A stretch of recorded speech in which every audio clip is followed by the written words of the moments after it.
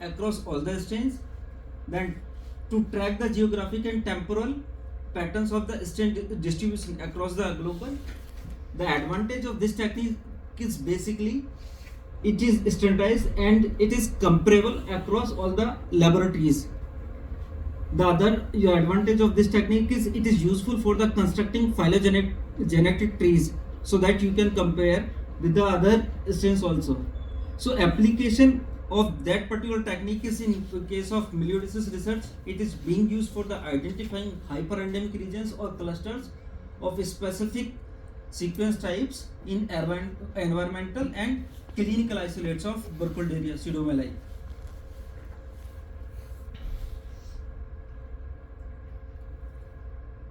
So here you can see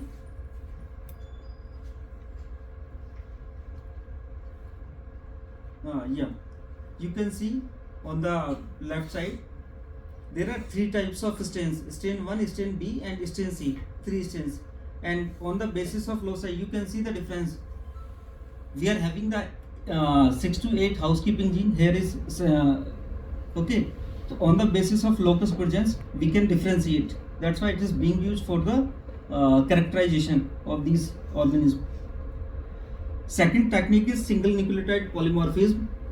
Basically it is having a very good feature that because it is having a resolution power quite high, so it can be used here. The purpose is it provides high resolution to differentiate among the strains, and it also helps in identifying outbreaks.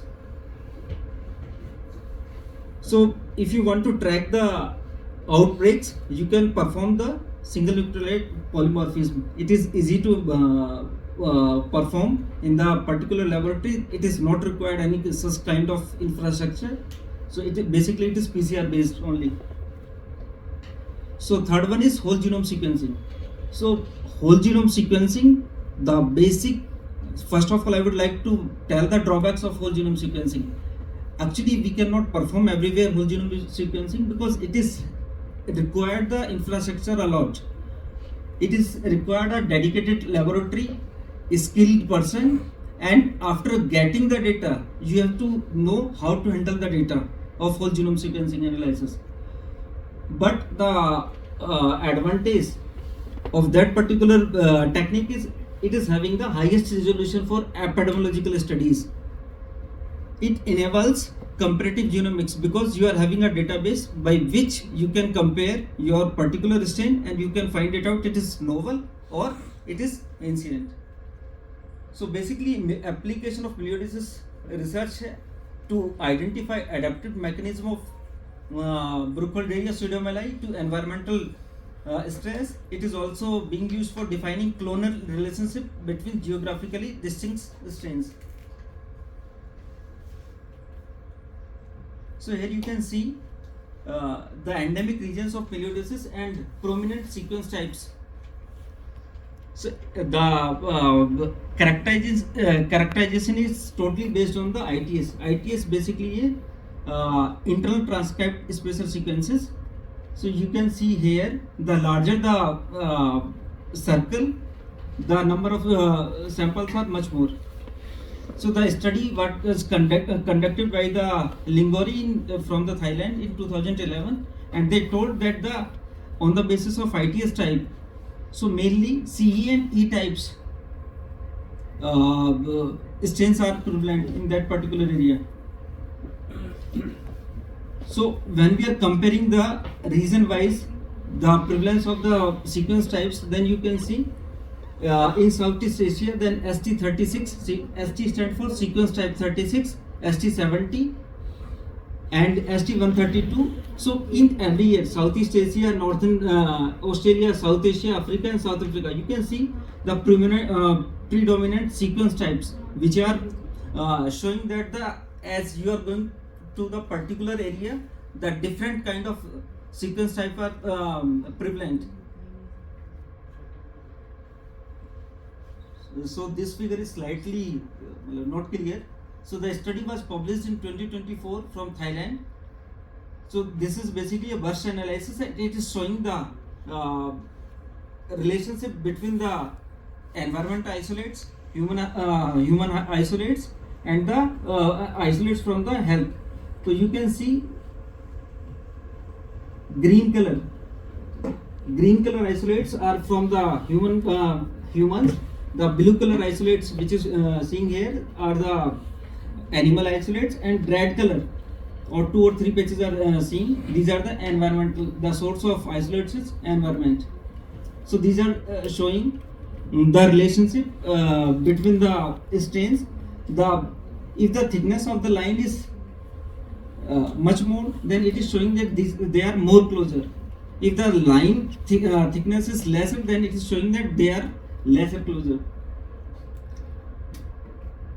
So mainly, if we are talking about the prominent sequence types in India, the first molecular typing of Indian strains revealed several novel sequence types, but they are much more.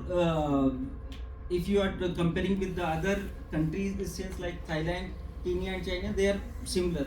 It is because of only that it might be possible that because of the business or because of the transmission, they are coming here only.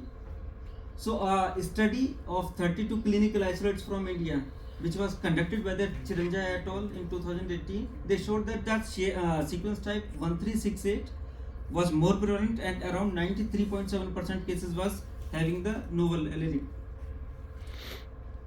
So if we are talking about the Tamil Nadu, Karnataka or Maharashtra, we are seeing here that sequence type 245 is much more present.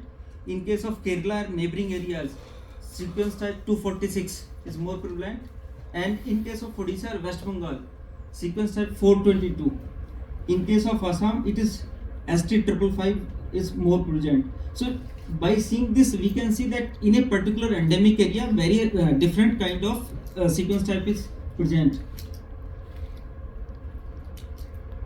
So this study was also done by the Jitendra et al. In 2018. So this is a burst cluster analysis which is showing the comparison between the Sri Lankan strains and Indian strains.